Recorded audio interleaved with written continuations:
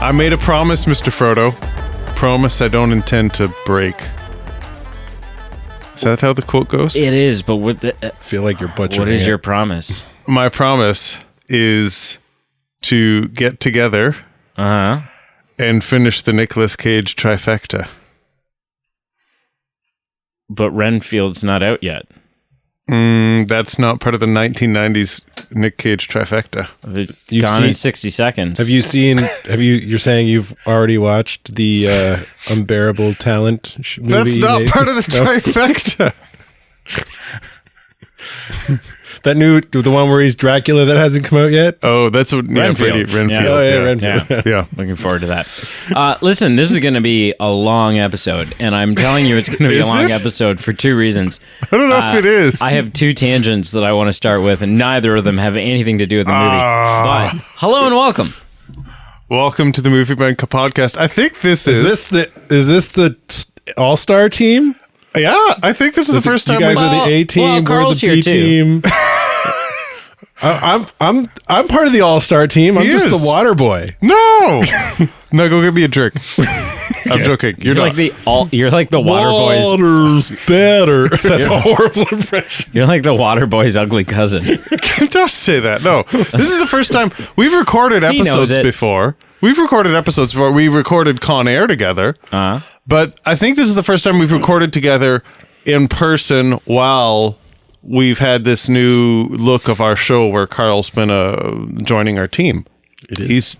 He was a guest. Now he's just part of. He's on the payroll and he has to be here. Yeah. I mean, that's one exciting thing you can talk about. I would say the more exciting thing. Interns get paid? No. I would say the more exciting thing to talk about is this is the first time that you and I have watched in person and then reviewed a movie since 2019. And I can name the movie. Joker? Starring Joaquin Phoenix in my nightmares. It's so good. Oh, yeah. Yeah. So 250 episodes. I was saying to Carl on the episode last week, on the news show last week, this is the 5th calendar year that the podcast has existed in. Yeah, that's kind of wild, eh? That's so wild. Yeah. Like, It's been a while. I don't know. I feel like we tell the story all the time, but like when we started this thing, it was like, we're like once a month, maybe twice a Brady month. put out a Facebook post. Who wants to do a podcast? Yeah. I'm getting married. I can't. Sorry. Pete was like, I barely know this guy. Let's do it. And yeah, it's funny. I think I'm not able to enjoy the milestone that it's like, we've grown both in listenership, we've grown in involvement in our team. Like there's 3 of us now, and we've grown in the time that we've been doing this. But when you say that, like it's kind of like when someone says happy birthday and you've passed a certain milestone, and instead of just celebrating what the accomplishment is, you go, oh man, I'm starting to feel old. Like 5 years. Like we're getting a little long in the tooth here. Told you he was going to quit. I never said that. Well, I might retire. Pete's final episode. I mean, if I'm cashing my Thanks for pension in listening. next week, I don't have, So I talked about some tangents. I want to say 2. Okay. One I just kind of did, that it's episode 250. Sure. It's the first one that we've done in like a coons and a half age. watched, done in person, but also watched and recorded. Big deal. The second is, so in order to get here today, to be in the company of you fine gentlemen and Carl. Okay, we gotta stop taking pot shots. It's cool. No, it's this Brady's is our personality. This is our friendship. Yeah, this is how we were. Brady calls me and I look at the color display. Oh, it's Brady. What's up, idiot? How's it going, stupid? It's like an old married couple. It's the vibe. Well, you guys, as of right now, on the voting on Facebook, Grumpy Old Men is on there. And Brady and I have often joked that we're the grumpy old men. For the record, I'm Jack Lemmon and he's Walter Matthau. Through and through. Nice. I had like a 2 and a bit hour drive to get here. I just wanted to say, like, as I was, often like I'm in the car and I'll throw on a podcast and listen to podcasts. Yeah. And today was no different. Of course. But I finished one podcast, and before immediately putting the other one on, I took out the old Spotify. Oh. And I listened to like an hour and a half of the greatest hits of John Williams. Oh, wow. Man. And it was just like one after another. It was like Harry Potter, and then Indiana Jones, and then It's like hype Jurassic music. Park, Yeah. and then Star Wars, and then E.T., and then Saving Private Ryan, and then Home Alone, and then Hook, and then like Yeah. It's like looking at the ILM back catalog for like special effects. It's like they've touched everything. Yeah. John Williams is like anything that's great in Hollywood in the last 30 years. He was probably involved. I was just getting hyped up about everything. Like the Superman theme would play, and I was like, so I don't know that I've ever just like in the car with the sound system going, like really listened to it before. And so I did. There's not a note out of place. There's not a moment where you're like, this part of the song isn't a part of the song I don't normally listen to, because it's not like, it's part of like the deeper cut of this song, and this part's kind of a little boring, and I don't know. No, it's like through and through, you're just like, And it's fun to listen to, like, you'll listen to songs of his from like the same era, like some of the deeper cut sections of the Indiana Jones theme, and I'm like, I'm hearing a lot of like Empire Strikes Back. Yes. Yeah. I'm hearing a lot of like Star Wars-esque kind of notes happening. Inspiration from other film. Yeah. Yeah, he's a hack. Anyways, And I was going to say, and it's not even like upsetting. It's like, ooh, like it works. Yeah. It works. Yeah. And just when you listed all those things off, like I can imagine myself listening to that soundtrack where you just think you've hit the peak of the soundtrack, and then you go, no, there's the next hit. Here's the next hit. And just like to have such a body of work is just next level. yeah, and he's 90. And, He is. And I sent you a video the other day, Yes. Pete, and Yeah. and he was like, still going strong. And he's like, I want to do a James Bond movie. And I'm like, yeah, you do. Go get it, girl. JW. Be the best James Bond soundtrack going. Yeah. So one last thing I want to say before we start is there's a lot of movies that I enjoy. Sure. And Face Off isn't one of them. I could tell. Take it away, Pete. You didn't. It didn't seem like you watched it at all. I was watching. Pete didn't seem like he watched. He was watching it, but he was on his phone a lot. I was on my phone texting Nick Cage saying, what the hell did you do in 1997? I struggled. There was a moment where I was like, I checked to see if you were sleeping at one point. yeah, and I wasn't. But it was pretty early in the film. It was like opening credits.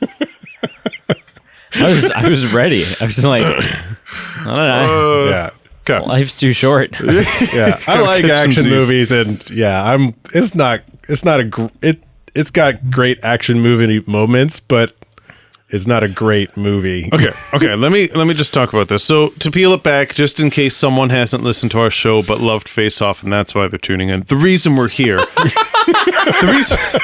What I mean is like we've reviewed The Rock, we've reviewed Con Air. We see you. The repeat listener would be aware, but if it's a new listener to the show here just for Face Off, We want you to understand. They Googled Face Off. There's no shame in podcasts, trying. And they're like, I love this movie so much.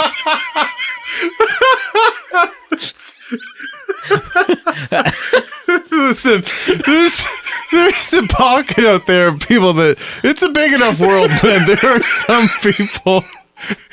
He's having one of those things where his ribs hurt from laughing that we just talked about. It's close. It's like, what? I don't know what's funnier, the fact that you said that, or the fact that you said it so seriously and then just kept going. It exists. So The point is, if you're not familiar, we reviewed these two movies that I came across the term, I believe it's the Nicolas Cage trifecta or golden triangle or something, where in 1996 to 1997, these were three sequential movies that he was released in: The Rock, Con Air, Face Off. Some of them arguably more iconic and better than the others. Yeah, I would say of the three, I'm just going to come out and say it. The Rock is the best one. Yeah. Surprisingly, The Rock has the lowest. It has a 68 Rotten Tomato score. Oh, Con Air has 58, and Face Off has 92. What? I'm just on the Google face screen, so I'm not sure if that's audience or critic. I don't know. I don't know. That'll be critic. Okay, maybe. Anyway, the point is, we had done 2/3 of it. Naturally, it came up in voting options in the podcast, so we had to finish it. We had to do the complete the circle. We have to continue this journey where we try to answer the world's biggest secrets, the world's biggest mysteries. One of them being, is Nicolas Cage a good actor? And you know what? I've seen this movie once. Saw it probably 5 to 10 years ago. Wow, twice now. Twice, just tonight, and I listened to a couple reviews and a couple podcasts leading up to this, to avoid spoilers, because I wanted to be immersed in this and find out. And the people actually were giving it some hype, and they said when you watch it a second time, pay attention to the emotional underpinnings of this movie. And as an example, like when you have the John Travolta, who's really Nicolas Cage, embracing and supporting the wife of the mother of the deceased son, and she's breaking down, and he consoles her, but it's really not him. And there's just all these moments. I didn't describe it, but to be honest, I'm lost. In this movie, there's a lot of things that are hard to explain on face value. The point is, there's a lot of moments in this movie that are emotionally charged. Yeah. That if you break it down, if you said, if I was in this situation, if I was in a jail and had the wrong face and no one knew who I was, or if I was, a murderer, but I was with the mother of the person I murdered, all these things, and you break it down, there's a lot here to chew down. And I'm here to say, I tried to give it a chance, and holy hell, it was really bad. And I couldn't look past just some of the awfulness and how the convoluted and the contrived elements of just this really crappy movie. Yeah. And I mean, you break it down, there is some gold here, and there was an opportunity to make it really, if there was some way I could have been more hooked into these emotionally charged aspects that exist, and that if you plug yourself into that situation, that's messed up and that's insane. But it's overshadowed. Mm. It's really overshadowed. Mm. As a premise, though, the premise of this movie is crazy cool. Yeah.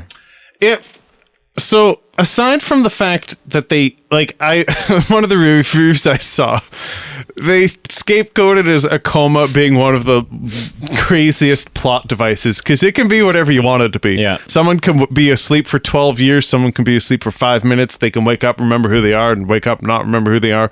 So it is a plot device. The coma was a convenient plot device. But there was a lot of those convenient plot. A lot of things happened to push the story. But this movie, the plot seems like an intellectual exercise almost. Say if you were a teacher at an acting school, which I know nothing about. This is a weird metaphor to say because I would have no idea what I'm doing. But it seems like the type of thing that you would do as a final assignment, where you go, all right, you two actors, I want you two to play these two characters, but now you swap. And not only do you swap, but sometimes you have to mislead people that you're with to think who you are. So when you think of everybody else on the cast doesn't know who you are, or you do. Yeah. And highlighted with that scene where Nicolas Cage is in the jail pretending to be the villain. You're John Travolta playing Nicolas Cage playing John Travolta. Yes. Yeah. And if you write down all these kind of acting feats that those two did, it's interesting. It really is. And I feel like that's one strong thing that we can talk about. It's just the acting of those two, or at least Nicolas Cage. John Travolta was hit or miss.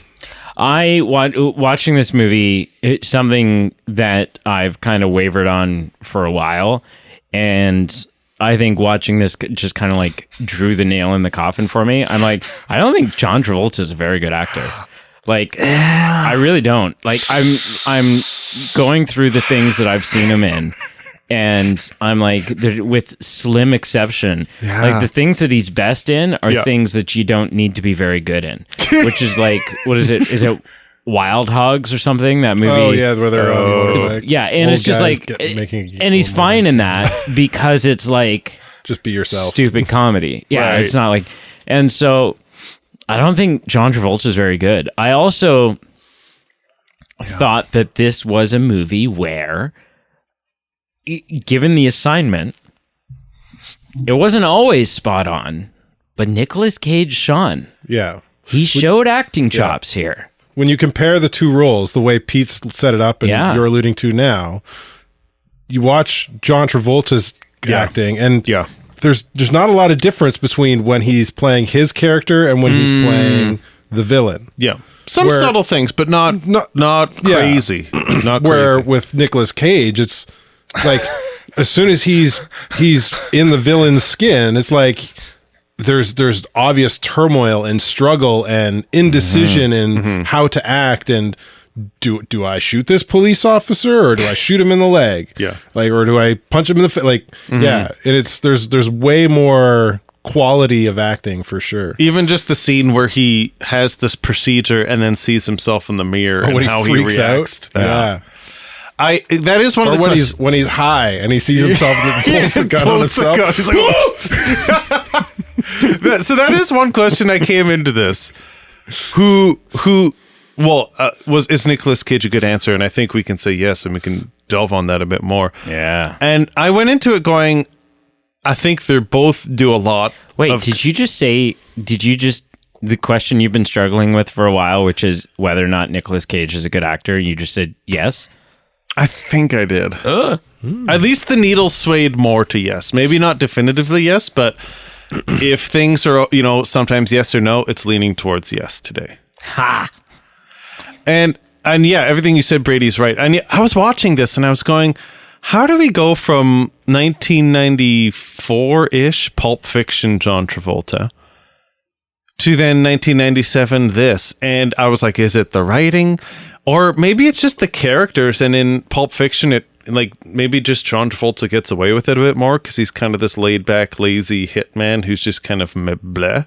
Again, I don't know if he's a lazy actor. Yeah, I don't know if John Travolta's acting in Pulp Fiction.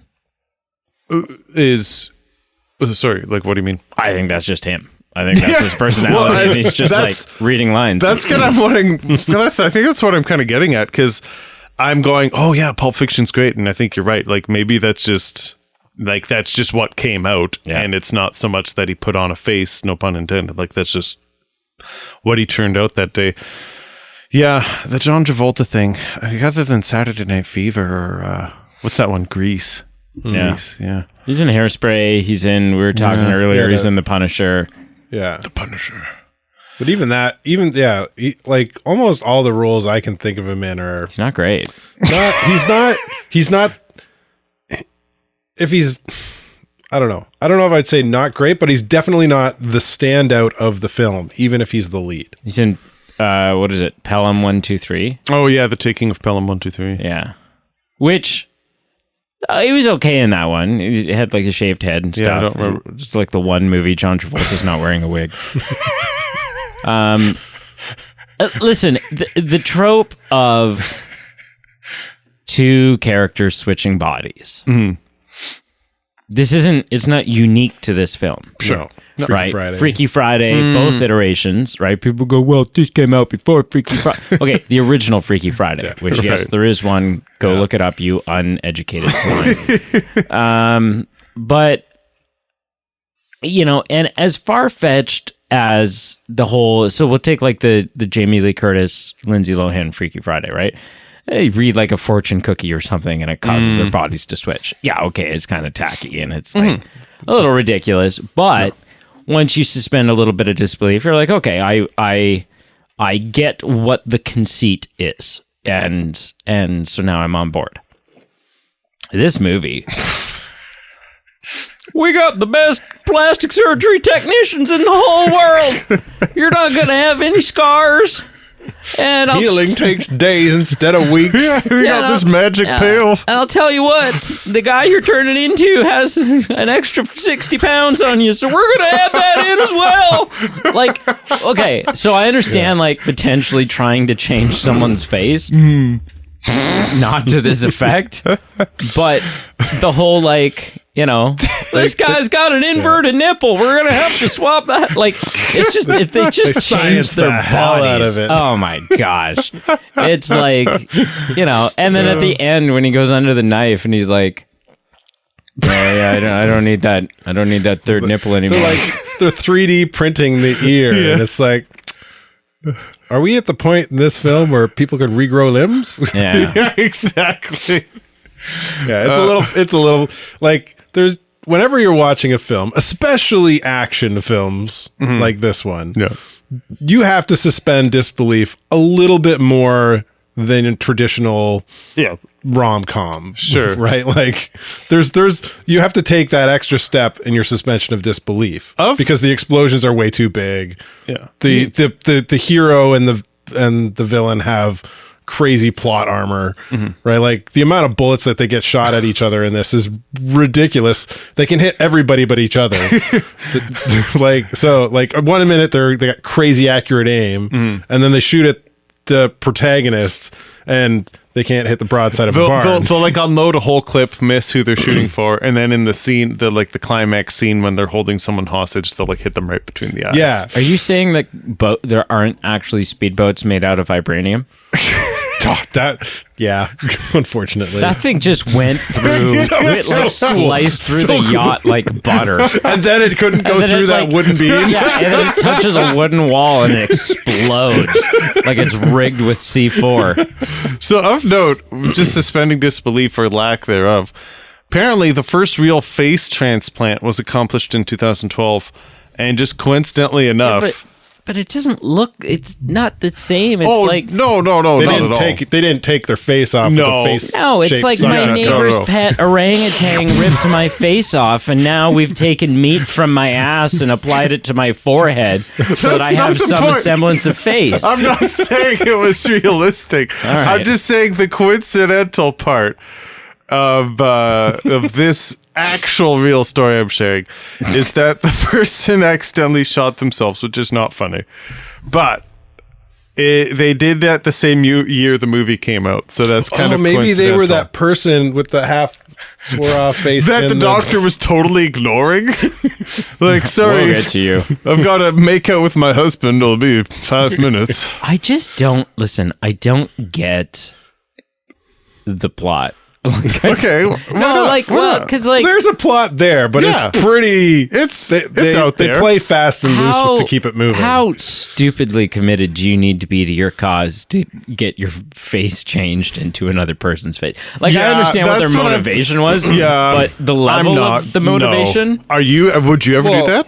I'm not a. It was detective. Okay. I feel like you're skipping over the whole bomb, though. What about it? The motivation was to stop the bomb from exploding. There is nothing you can tell me right now that is going to convince me to make myself look like I'm not saying it's a long stretch, but the motivation you're making it sound like the motivation was just because. But the motivation was to save millions of lives. No, I get the motivation, but what I'm saying is even if that motivation is presented, F that. There's got to be another way. Evacuate LA. Do something get else. Get everyone out of LA. Yeah. Not like, I'm going to look like Nicolas Cage. Like, yeah. Like, I'm sorry. I'm not getting paid enough. No one thanks me. Like, if you... Yeah, sorry. Especially, I would understand it a little bit more if it was like, what's Nicolas that? Cage might be an improvement. No, if it was like the Minority Report and you've got this like Tom Cruise style guy, this detective who's got like no wife, he's got no family, this is his job, this is his life, this is he's like deeply motivated, the job is everything, he never goes home, blah blah blah. And he has no home to go home to. Like, he has no one to go home to, and his life is ruined. I get it. Yeah. This guy's got a wife. Yeah. Well, why? And who a daughter arguably needs his ass right now. Yeah. Like Pete made the comment shortly after they caught the guy, and he goes home and there is a wife and a son, we find out for the first time, or the daughter, sorry, for the first time. He's like, didn't he just say he's got nothing to live for? Like he's got the first scene where they got guns to each other's forehead. He's like, I got nothing to live for. How about you? It's like, what about your wife and daughter? Yeah, that stuck out to me. Like if his wife and daughter heard, it stands out. If his wife and daughter heard that shit, I think they'd be pissed. Yeah, I'm just saying. Something else of trivia. Carl, I was going to ask if you knew this to be true or not, but apparently you hate this movie. And I thought you used to love it. Well, I mean, you assumed I watch it on a regular basis, but every Christmas. I saw it like this came out in 1997, right? Yeah, so I would have been in grade 7. I probably seen it when I was in grade 8. Right. That's the only time I seen it outside of this. The only thing I said to you guys, the only thing I really remember was the face switching scene with all the lab equipment, which was way more technical than I remember it being. Mm-hmm. Yeah, me too. But then the only other thing I remember was that badass boat chase. That was so freaking cool. And you were so specific. Like when we were watching this, you're like, this is the coolest boat chase that takes place in LA in the summertime that I've ever seen. You're stretching that. I said this is one of the coolest. Specific. This is one of the coolest 90s boat chases. This is the coolest Nick Cage 90s You line boat up chase. all the boat chases from 90s action flicks. This one's probably the best. Name other ones. Yeah, exactly. I'm not saying it's a big list. Rush Hour 2. Saying it's a big list. It's like this and Rush Hour 2. Not a big list. Rush Hour 2. Street Fighter. Street Fighter's got one. So you're saying this isn't the film you fall asleep to watching every night? No. It should be. Okay, anyway. An alternate ending that's apparently on one of the DVDs. I have an important piece of trivia here. Given the recent things that Carl keeps sending us like an asshole. What? Which character in this film would you replace with Arnold Schwarzenegger in order to make the film better? Well, obviously you replace Nicolas Cage Joan and Allen. John Travolta. No, Joan Allen. You just replace both of them. Joan Allen for sure. You replace both of them. I'm the same man. Exactly. I switched faces, but you can't tell because we both have the same face because we're both Arnold. Oh man! For those that don't understand, I've been enjoying the Arnold Schwarzenegger A little too deep much. fakes. A little too much. So good. A little too much. So yes, good. Anyway, an alternate ending I heard about. It's not real. I had problems with the ending of this movie to a degree that, it seemed... I was so glad when the end happened. What are you talking about? It just seemed a bit much where, John Travolta's walking in slow motion up to Joan Allen and it's a little bit cornball.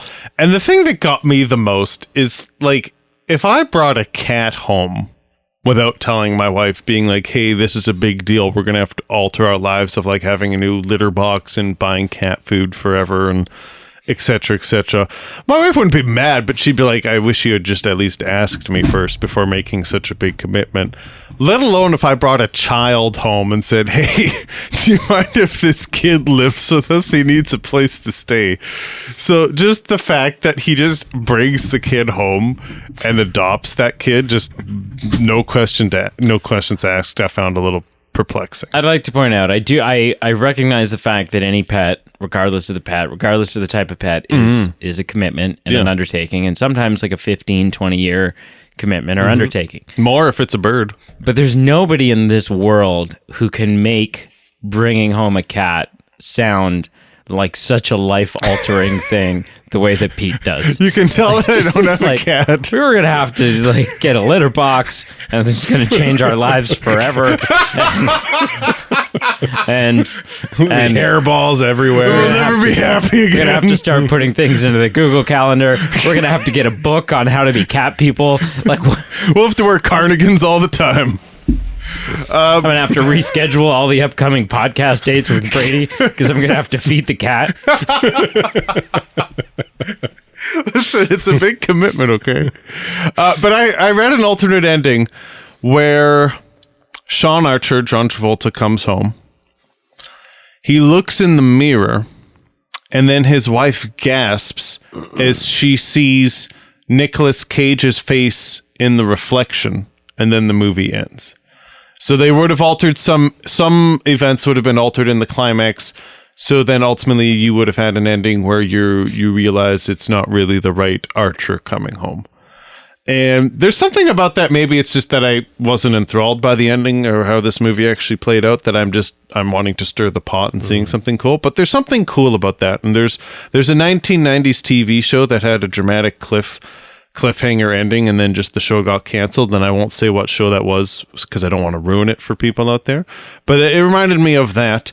And maybe that's why I'm open to it. Maybe that's why I'm intrigued in it. But would you, either of you, purchased what they were laying down in that alternate ending? How? Like I said, they'd have to alter something. I don't understand how you get from point A, them on the beach. I think that probably that last scene would have to be different. Like, it plays out differently. Yeah. Like, I guess obviously he's supposed to go back to jail and he's not killed by the harpoon or something like that. Yeah. I think it just goes back to, instead of having like a happy, everything is tied up pretty ending, just having like a bit of a dark ending where it's like, oh shoot, this guy is this is not good. Yeah. I thought it would be more interesting if they didn't switch his face back. Like, this is the face you're stuck with now. That doctor was the only one that could do this surgery. The only technology available to do it was in that lab, and it's gone. And which is what we're led to believe. And which is what we're led to believe with the whole movie. The whole film. Like, the whole movie, it's like this one guy is the only one who did it. And then all of a sudden, oh, no. Oh, we've got every hospital in America's got this technology. There's like a walk-in clinic down the street that can fix you up. Don't worry. I would like to say two things. One, no, I wouldn't buy it. And two, when I made the crack about Pete having to buy a book in order to take care of a cat, I was pretty much mostly joking. But I'm looking at your bookshelf here, and I see a book called Oh Crap, I Have a Toddler. So I take back any part of me that was joking, and this is...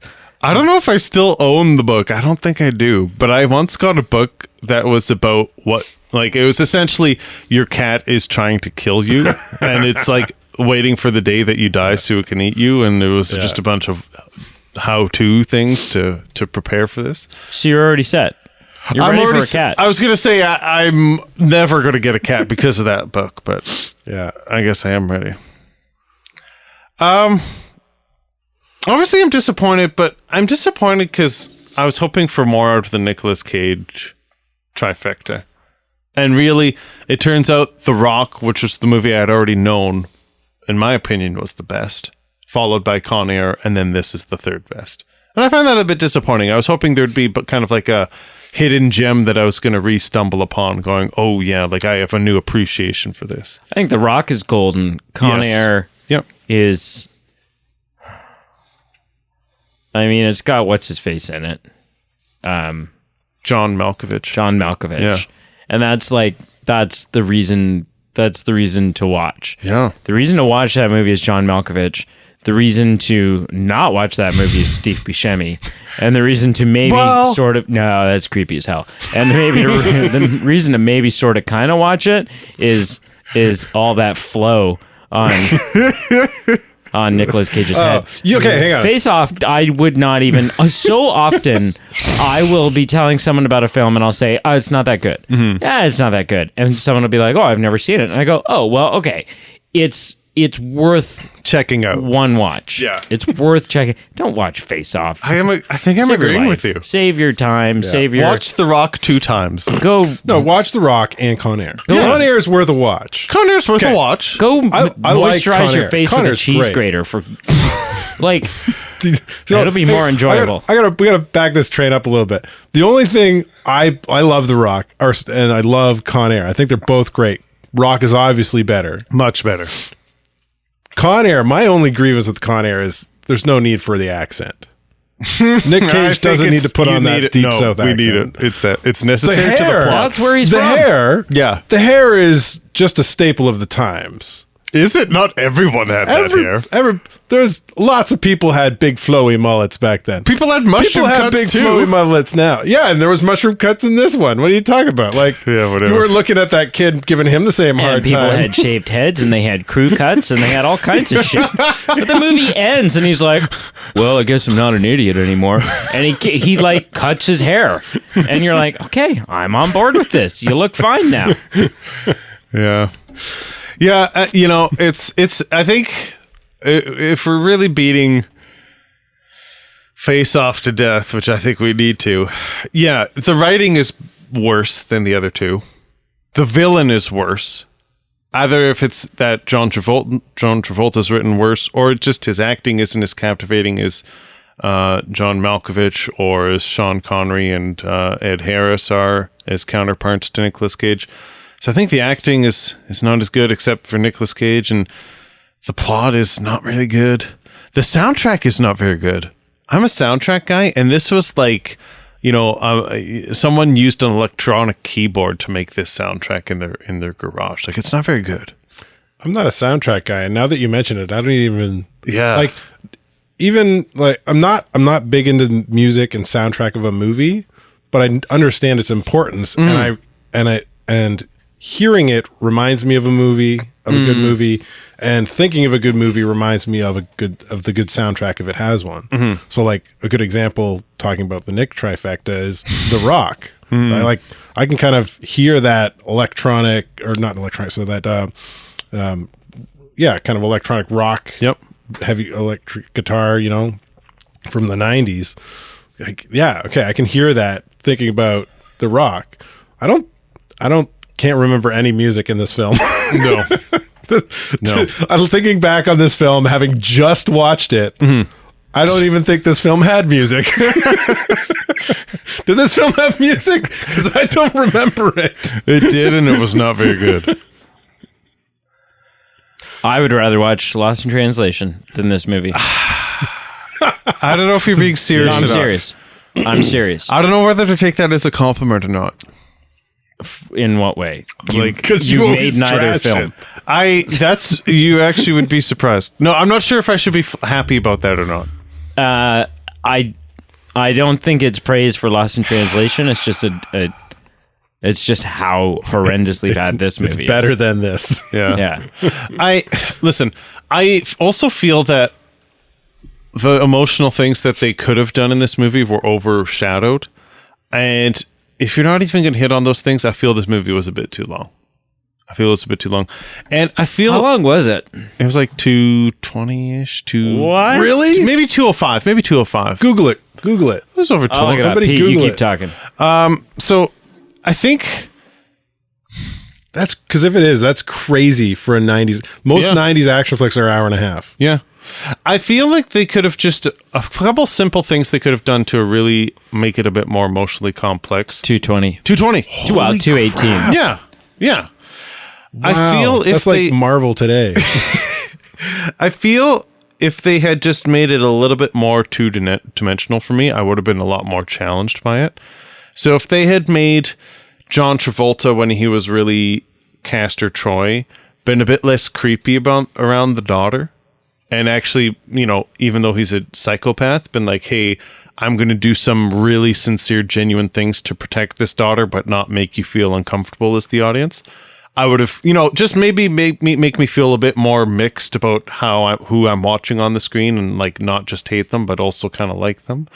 And we got that with the Nicolas Cage part, and maybe that's why his acting stood out more, because we see the mix of him, realizing who he is and his conflict. But I really like it. That would have been a bit more emotionally polarizing for me, and it would have been a really simple fix, and I think that would have elevated a little bit more. Yeah, there's just not other than the acting and just kind of like as a case study of watching these two, there's not a whole lot to write home about that's good. Other than that one scene. There's the one scene that you and I noticed. Brady, maybe noticed it much if he was asleep. I did. I didn't fall asleep. But it was. I wanted to. It was the scene where they were at gunpoint. Oh, but there was a mirror separating them. They're at gunpoint most of this film. They were at gunpoint. A mirror separated them, and when they were a mirror holding on both sides, but there was a mirror on both sides, so they really saw who they wanted to shoot. And I have to admit, for a 90s action movie, I thought that was very cool. It was very subtle. And if you weren't noticing, I watched this the first time and I didn't notice that. I only watched it this time. So I think there were some subtle things. I remember that scene from the first time I watched it way back. It's very cool. I have to admit, that was more than I was expecting. Yeah, that redeems the whole film. No, it doesn't. Not even. Yeah. I think one of the other things that bothers me is in the script, our villain doesn't really even try to act like the hero. How so? So Nicolas Cage tries to be the villain. Yeah, he's the bad guy. He's the good guy masquerading as the bad guy. Yeah, but he's playing undercover on purpose to accomplish whatever goal it is he's set out to do at the time. Where John Travolta's character never seems to do that. Like, he's like grabbing people's butts and like acting like the big cock in the room and kills his boss. Where John Travolta, when he's the hero and not the villain, he's not anything like this. So it's like, does nobody actually realize that this extreme change in attitude and personality? Well, the one chick did, because she's like, how'd the surgery go to take the stick out of your ass? But no one else clued into this. Yeah, but not to the point where it's like, well, I mean, which just goes like this surgery thing being so easy to do without this professional. Like, if this is the only time this has ever been done, then it seems like, okay, nobody would expect this. But then, at the end of the movie, they make it seem like a breeze to undo. There's just so many levels of I'm never doing that. Like, come on. Like, it was, It's like I said earlier, this movie you need to suspend your disbelief to like limits beyond the stars. So here's to bring it back down to earth about Nicolas Cage. I think another reason I don't like it is, although I thought his acting is the best of the two, and it is, and it's great. I'm not going to take that back. I think the reason I like it the least is The Rock. We've got a little bit younger, or at least in his career, a little bit younger, The Rock, and he's kind of a subdued, casual guy. Con Air, he's got the flow, he's got the accent, but he's a very like humble, like, hey, don't hit women, do this, do that. I'm a nice guy. Yeah, relaxed, chivalrous. Yeah. Face Off, whether it's when he's the villain or when he's really Archer or not, I feel like this is like the coming out party for Nicolas Cage, where he just starts acting manic and weird. Like, I just feel like this is the true Nicolas Cage, where he's like waving his head around and screaming and like grabbing people's asses and just like, all right, Nicolas Cage, we're gonna do this take one more time. I just need you to go crazy. But just I thought, go ham wild. Yeah, maybe the entirety of Nicolas Cage's career from this point on has just been him doing a John Travolta impression. It's possible, because that's when it starts. It is when it starts. So I think that's another reason I don't like this. So this is like Nick Cage going off the rocker a little bit. Man. Do you guys have anything else to hit on I this? really don't. This is a shit film. It was bad. Boy. I love my action films, but even action films need to have a good story with kind of a plot that moves forward naturally and isn't forced. We were supposed to record this 2 weeks ago, and we didn't, and I'm glad we didn't, because this would have ruined my Christmas. Worst Christmas ever. Thanks, John Travolta. Jeez. Carl, on a scale of 0 to 10, how would you rank Face Off? I'll give it 2 because there were 2 faces that got ripped off. Okay. Yeah. Pete? Either a 3 or a 4. I'm leaning to a 4 because of just the Nick Cage aspect and the good acting. Thomas Jane? Yeah, what? We were looking. The Thomas Jane was in this. Remember? Oh yeah. I was looking through the cast. Well, the doctor. Oh, what's his name? I can't remember. I've got it here.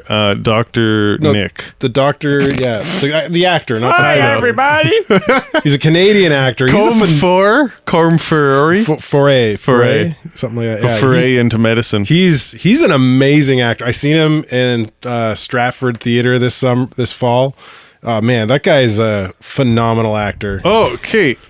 But I'm opening Thomas Jane. I opened the cast list for this. It's pretty crazy cast list. There's some names but in like there that the boy who played Adam Hessler, whatever mugshot they've got for this kid here is super creepy.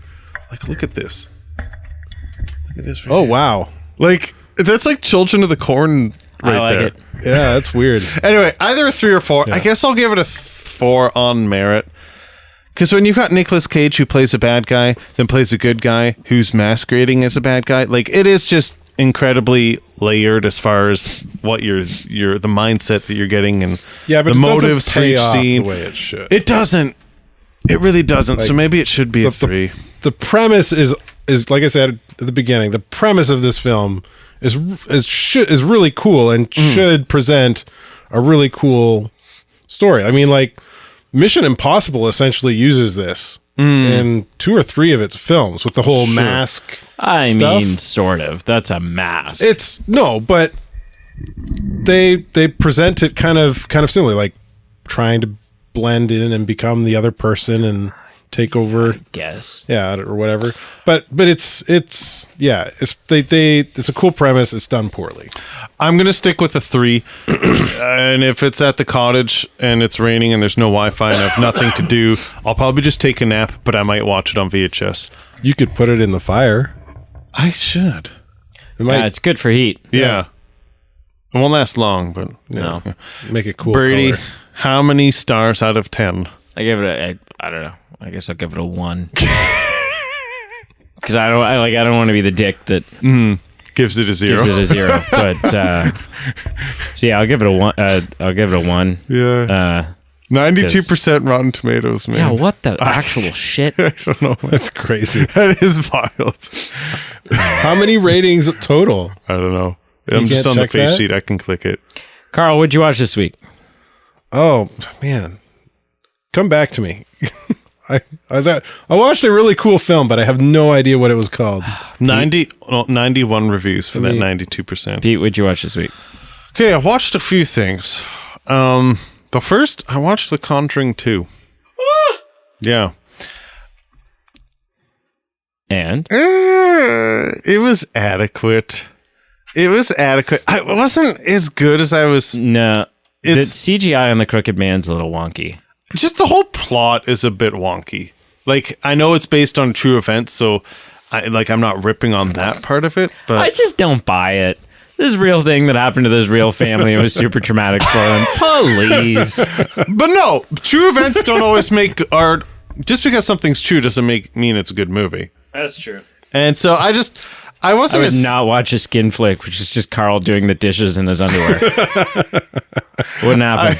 I wasn't as scared as I was in the first Conjuring, and I just felt like artistically it was less entertaining. There was one scene where one of the characters turns their back to another character, and you're watching the entirety of someone talk, and they put a cup of water in their mouth, and they like blur that It's person blurred, out. yeah. And I thought, actually, just like scariness aside, that was like a really well done scene. of, like- Artistically, it's cool. yeah. So there was like some snippets of that I thought it was good, but I gave it a 5 out of 10. I thought it was pretty adequate. I watched. So I mean, when you watch straight to VHS Disney sequels, Yeah. you can't be expecting much. You just can't. Like it is what it is. Are we talking like old school Disney straight to VHS? Yeah. Lion King 3. Yeah, so it's 2 and like, you know 3. what? The resources that went into the first movie are Paramount compared to the sequels, right? Well, So it's Disney, not Paramount, but yeah. no, but like, but universally, I get what you're saying. yes. But it's also not universal. I watched Beauty and the Beast, The Enchanted Christmas. Ah, yes. You know what? Oui, oui. I love Beauty and the Beast, one of my favorite Disney movies. Mm-hmm. This movie, the songs aren't as good, but they're good. Okay. The story's not as good, but it's fine. Uh-huh. I gave it a 6 out of 10. You know, my issue with this movie is that it's not a continuation. Right, it's like, hey... It's like, well, there was like a whole chunk of time that you missed from the first one. Essentially, it's like a really big deleted scene. Yeah. Yes. Essentially. My issue is I didn't even know it existed. I didn't till This is a thing? couple weeks ago. Yeah. Is there one for all the other ones? Is there a Sleeping Beauty Christmas one where she's in the box and Christmas goes by? And No, but there's like two Little Mermaid dwarves sequels. to set up There's at least one There's at least Tarzan. There's at least one Cinderella. there's 2 or 3 Lion Kings, There's 2 or 3 Yeah. Lion Kings. including Lion King 1.5, which I stand on. Shut up. I started it. I and say that is 10 the minutes in, best. I had to stop. Lion King. 10 I think minutes it's the in, I best. stopped. It's sorry. the best. I think it's better than the original. Everyone bowed, not because he's the king, but because Pumbaa farted. Like, what? Yes, it's so good. That's so stupid. I so stopped. funny. I stopped. Anyway, I give it a 6 out of 10. It's a Disney sequel, so it's not the best, but it still slaps. It's still pretty good. Yeah. All right. Last 2 things I watched, and they'll go in tandem because they're part of a series. Ooh. I watched 2004's Centipede 1 and 2. How'd you know? Getting into the horror films, eh? I watched National Treasure from 2004. Listen, it definitely I paused it more than I've ever paused it. Where I turned to my wife and said, "Ooh, this technology doesn't hold up.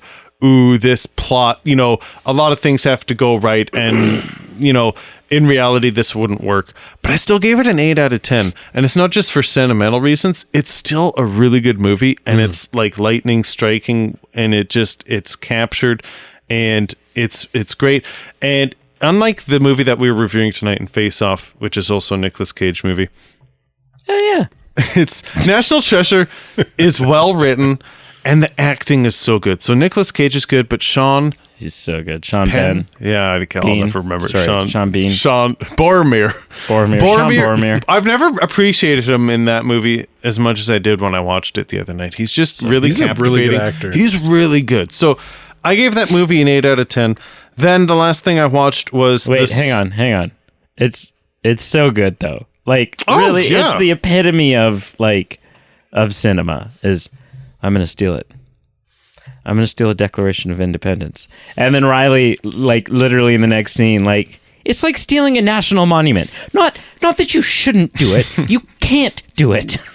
Not that it shouldn't be done. It can't be done. It's so good. It's so good. And even like I said, I paused it a lot to point out flaws or Yeah. things that didn't hold up that I've never noticed.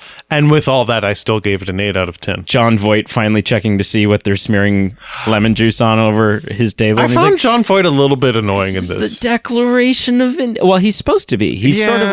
like he's not really an antagonist, but he's kind of a speed bump Right. throughout. He's Because yeah. he's bitter, right? He's like he's been burned by his family chasing after this treasure, and then he chased after it, and it led nowhere, and lost his wife. And For lost, a few short years, lost his wife. lost Emily. Is Ben's mom's name in National Treasure? Just so you know. Yeah. Patrick and Emily. Yep. And then I watched the sequel.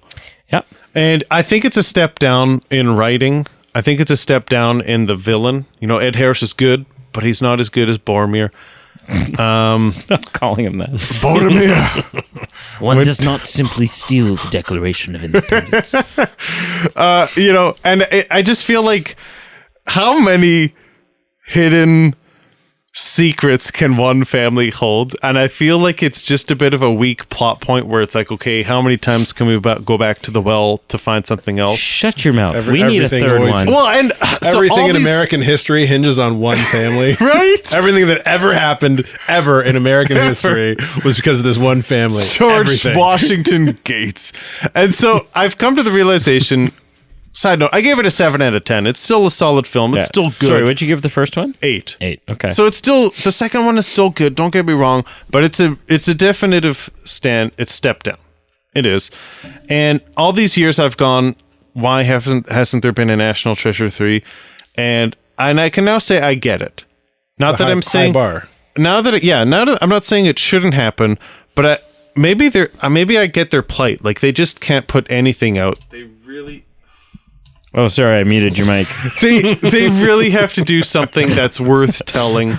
And at times the story in number 2 it flirts with the line of not worth telling. It's still worth it, but it comes close to flirting with it. So I get why they've had trouble making a third one. And you know what? It's a really good mic drop to just say page 47 and then walk away and never return. Like I get it. It's kind of baller, so it would make a great thing to revisit in number 3, but I also get why it's been a while. So number 1 is great. Number 2 is fine, but not as good. Yeah. All right, Carl, what the hell did you watch? All right. So I watched the other night Netflix. I think it's a Netflix original. Okay, my turn. Shut up. I'm here. You asked me. It's not. I don't think it's an original. But anyway, it's called shoot. Oh my god! The Take. It's The Take. So The Take on kind of National Treasure heist movie. It's a heist movie, and is really good. I really like. There's a bunch of really cool little twists that you don't see coming, and you're not sure what's going on in a good way until right near the pinnacle of the movie, right near the apex, and then everything starts to kind of come together. You're like, oh snap! All right, let's see what happens. And it was a really fun ride. I really enjoyed it. It's got the actor who played Heimdall from Marvel. Oh, Idris Elba? Yes, Idris Elba. Wow. Yeah, and he did a really good job. It was really fun. The Take. Yeah, and it was great. And then I went to the theater with my daughter, and we watched Puss in Boots: The Last Wish. It was fun. It was honestly, I don't know if it's as good as the Shrek movies. I didn't watch the last Puss in Boots movie. I've never seen the third Shrek movie all the way through. I did see the fourth, but something about the trailers for this one, it was fun. Made it look fun. It was fun. It was kind of like the premise of the film is Puss has to hang up his boots because he's used up 8 of his 9 lives, and because he's careless with them. And so he ends up retiring, and then he gets kind of flung back out of retirement because he realizes he can find this star and make a wish for more lives. And it's the kind of the way they kind of pursue or kind of portray Puss making these decisions, which I won't spoil, is a really kind of interesting plot device. And I thought it was fun. Some good moral lessons in there, and lots of fun moments, and some new kind of nursery rhyme children's story characters that we haven't seen before in the Shrek universe show up, and our main characters as well in this, which was really cool. So it was a fun film. I mean, I'm not massive Shrek fan, but it was good. Like, I enjoyed the Shrek films, and I enjoyed this, and cool. If you enjoy Shrek, it's definitely worth a watch. And Shrek doesn't make a cameo. No green ogres in this. Cool. Pete, I'm looking at your wall, and your wife's university degree versus yours makes yours look like stick figures drawn on a napkin in a bar. Yeah. She has the nicer frame. Well, it's just a nicer diploma, the diploma too. overall is fancy looking. Although mine was like that, because I just got a college diploma, and mine looks effing baller. And my girlfriend got like a university degree, and hers looks like yours. Like, it's very... I think it has she's to like, do... what the hell? I actually went to university. You just got a diploma, you loser. I think it has to do with the age of the schools, because without giving away state secrets, the one on the right, mine, is less than 100 years old. Like, it's a newer university. The one on the left is borderline older than Confederation, so it's like 200 years old. Wow. So like they've got if you want a baller, like they've got a cooler emblem. Check out the age of your school. So what happened was they printed like a whole shit ton of them in like 1843. Yeah. And they're still just trying to go through old stock. They're still using the old printing press stamp. Yeah. Well, and it's that paper that if you like hold it up to the light, you can see like every inch and a half there's like those parchment lines in it. I was gonna say, if you hold it up to light, you see a treasure map on the back. like add a little heat or squeeze a little lemon juice on it. Your wife could probably pawn her university degree. Yeah it's probably worth money as an antique. Yeah. What'd you watch? What'd you watch this week? Oh, good lord. Jinx, you owe me a Pepsi. Good lord. I watched I watched A Christmas Story. Which one? Oh. The first one. Christmas Story. Okay. You should try out. Yeah. A Christmas Story. Yeah. So I watched that. It didn't grow. It hasn't grown on me It's at all. still not a fan? Still not good. Really? Yeah. I like it. I watched Spirited. Again. You did. Okay. I watched Violent Night again. I watched Carl and I watched the Robert Pattinson Batman. Oh, you did. Nice. Oh yeah, I watched that recently. Yeah, he hadn't not seen in the it last week, but like last. No, there's been weeks. Christmas. So and I've been thinking about the movies that really came good. out in 2022 and which were good and which weren't that good. And we reviewed that movie, Brady. And I think I went too hard on it. I think so, too. It's a good movie. It's really good. I will never, ever, ever, ever back away from my stance on the Batmobile in that movie being the worst in all of Batman renditions. I won't back down on that. I'm with him. It's not the greatest Batman. It's not the You think worst. it's the worst, though? I don't think it's Yeah, the no. worst. I don't think it's the best. I don't think the Tumblr's I think it's better than the Tumbler. Yeah, the Tumblr is a piece of Yeah. shit. The It's better Tumblr's than the so Tumbler. good. No. It's like It's a tank. Batman Batman doesn't drive a tank. He doesn't drive a tank. He drives a Batmobile. stealth not a kind of tank. from like a production standpoint. They were like, we forgot to design a Batmobile. And the guy was like, it's okay. That's my buddy's in the military. I'll just ask him whatever the hell they drive. So And then we'll paint it black. that being said, Batmobile aside, it's a good movie. Yeah. At least from what I remember. And the soundtrack is great.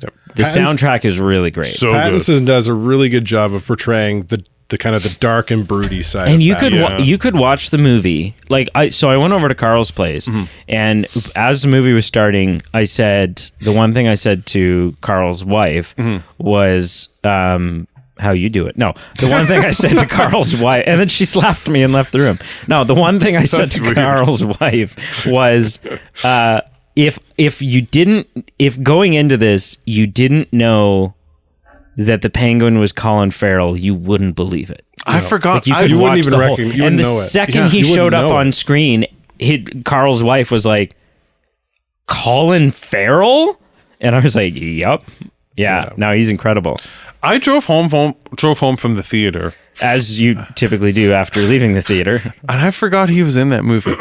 Yeah, Like, I forgot. Yeah. like on the way home. Yeah. Well, that's a good performance. From the theater. That's Yeah. good makeup. Yeah, you live like 6 blocks. from No, the I theater. saw it in In the the city. big city. Went to the Do you city. think... Yeah. Sorry. Owen sound. It's...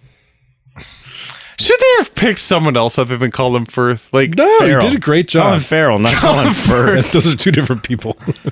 It's Pride in the No, Penguins. it was good. It's, I think, like, and I'm not saying he didn't do a good job. I'm just saying, if you don't even look like the character you're supposed to portray... stop no, it. but he He's does. an He actor. looks. I once know, you- but are you even Okay, acting when you have that's like 10 pounds that's of like gel saying on your face? Oh, yeah. Jim Carrey shouldn't have been the Grinch. He doesn't shouldn't have been. That he movie doesn't look- sucks. He doesn't look like the Grinch. Of course, he doesn't look like the Grinch. He's not green and hairy. I've muted Pete's mic again. Of course, just Colin shit-talked Farrell the doesn't Grinch. look like. Of course, Colin Farrell doesn't look like the Penguin. He's not fat and he doesn't have a long pointy nose. But nobody's no. like that. There's a lot of people that look like that. He's becoming Pete's one of those guys now. You took a job away from a fat actor. I'm not saying You're Danny DeVito purist when it comes to Penguin. I know. I'm not making a political statement. I'm not saying that he shouldn't have been cast, but I'm just saying at what point, like, do you just hire someone who looks like the part you want? I don't know. Do you know what's really crazy? Robert Pattinson isn't even a crime-fighting vigilante. But they were like, hey, do you think you could act in this movie? That's different. All right, moving on. I would say that the fact that you didn't realize it was him or remember that it was him is more an attribute to his acting. Yeah. No, than a discredit from I'm not. it. I'm saying great acting chops on his part. It's just shouldn't have been in the movie. Yeah, Penguin's been portrayed in a lot of different ways too. There's a video game where he's portrayed as like someone more like who's the guy who plays Abomination? Don't know. Abomination in the MCU. Oh, British guy. Yeah, I know who you mean. Yeah, everyone else does too. There's a game where Penguin looks, I would say, more like him. The Telltale game. Yeah. He looks more like that actor than he does a Danny DeVito style Penguin. Yeah, and that's the thing with Batman's Batman's entire rogues gallery is because of the numerous times that DC has rebooted from the ground up their comic line and even their cartoons. These characters have, aside from the heroes, usually the villains get huge facelifts and sometimes even new origins. So I can't believe Aaron Eckhart took away a role from probably a perfectly adequate actor who actually has a disfigured face. Unbelievable. Not the point I'm making. It seems to be. Anyways, moving on. What else did I watch? I watched Ernest Saves Christmas. I watched that over Christmas too. Because I mean, I seen it on the vote list, and I'm like, so good. Let's watch this, Emily. Yeah, you loved so it. Good. I've seen it for years. Yeah, I've known it for years. I haven't seen it in a long time. I thought it was great. The next day, Emily was like, "Why did we watch that?" She did not like it. She thought it was horrible. I think I would have the same reaction as Emily. I'm calling it right now. It's a real good movie. Know what I mean? Oh man, yep, I know what you mean. Hey, Vern. Yep.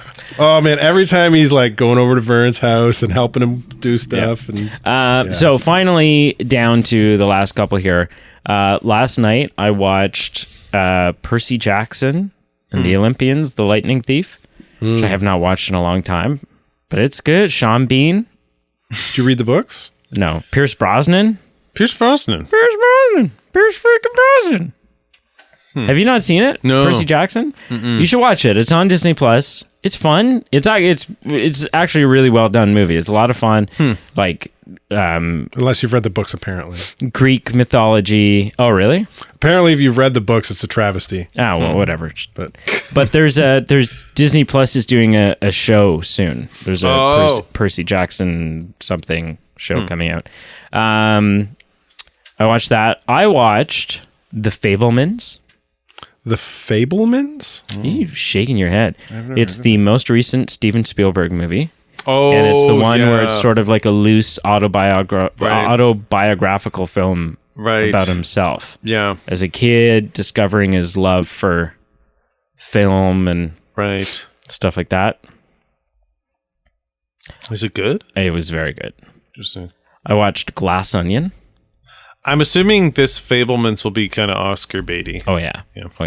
I watched Glass Onion, the Knives Out mystery. Oh, I watched that too, actually. Okay, that's another one on my list. Yeah. All three of us. Yeah. Did you watch it? I did. We should have recorded an episode for that tonight. Okay, starting over. Hang on. Let's do this. Shut up.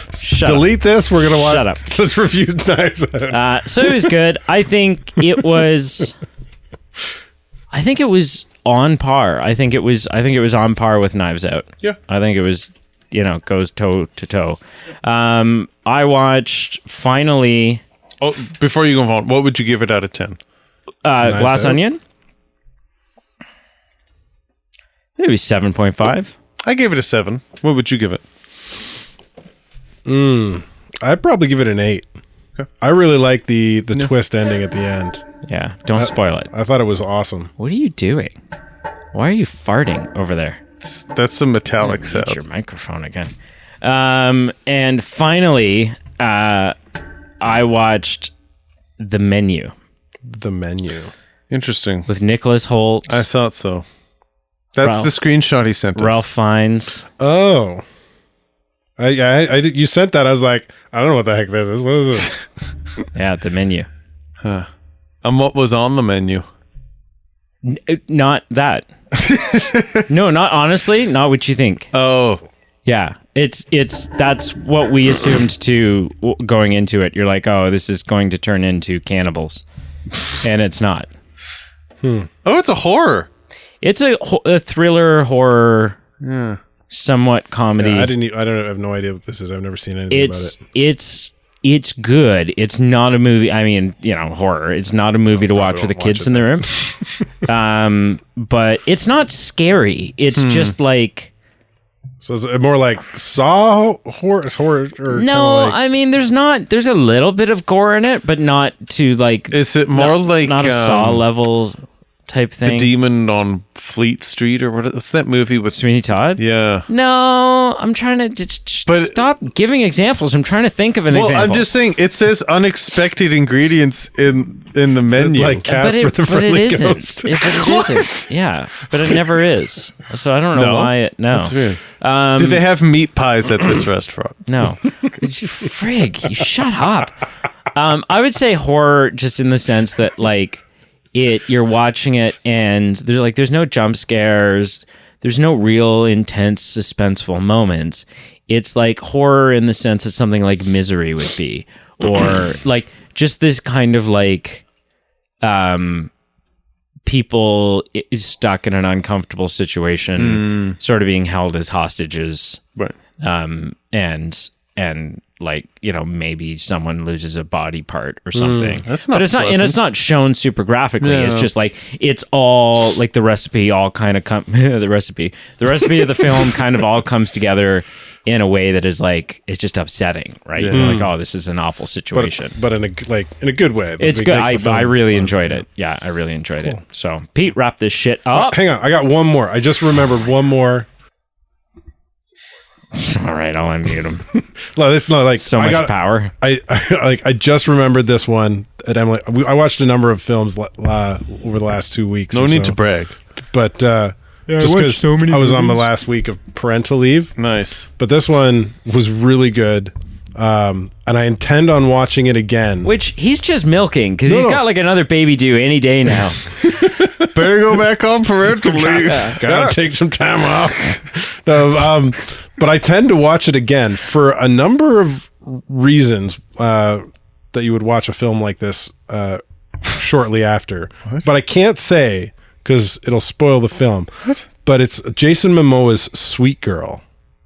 Sweet Girl. It's on Netflix. It's heard of really good. Emily, What's my it wife, about? and I, we both really, really liked it. Wow, yeah, but it's about she doesn't it's like about a guy. Ernest, so I it's don't about know. a guy whose wife dies of cancer. Trust her opinion. because That's the sad. pharmaceutical company took the drug that could keep her alive off the market, and he threatens to kill the guy, the CEO of the company, on national TV, and it's kind of the overflowing of that. I feel like after I his don't need wife to see dies. it now. It's no, you got it. It's seriously, it was really good. Emily and I both really enjoyed it. Like we both woke up the next day and we were talking about how good it was and some of the scenes, and like that was really cool. Is it an action movie or like a drama? It's an action movie. Okay. It's an action movie. Yeah. Yeah. But it's so me good. up. You gotta watch it. And what's it called? Sweet Girl. It's on Netflix. Check it out, people. It's that would be that's the last thing I watched. Why don't they and call it it's Sweet worth Child of Mine? I think that would have been easier to remember. There's a reason. And when you watch the film, you see why. All right, wrap it up, sir. Well, thank you for listening. Thank you for joining us for 250. Check out the Rock or Con Air episode. If you want to hear us give a good review about a Nicolas Cage movie, that's the one to check out. But thank you for listening as long as you did. Thank you for being part of our show. And check Facebook, Instagram, Twitter. The links are below. give us a good rate and review. Check out our Patreon page, our merchandise page. It's a way for you to help us keep the lights on, put coal in the fire. It is the winter season. The bills are coming. And until next time, when we review a non-Nicolas Cage movie, I think. Can't wait. Can't wait to do a movie that's not Face Off. It's like Face Off. Anything but. It's like Face Off, but not. Is it Face Off or is it Face Off?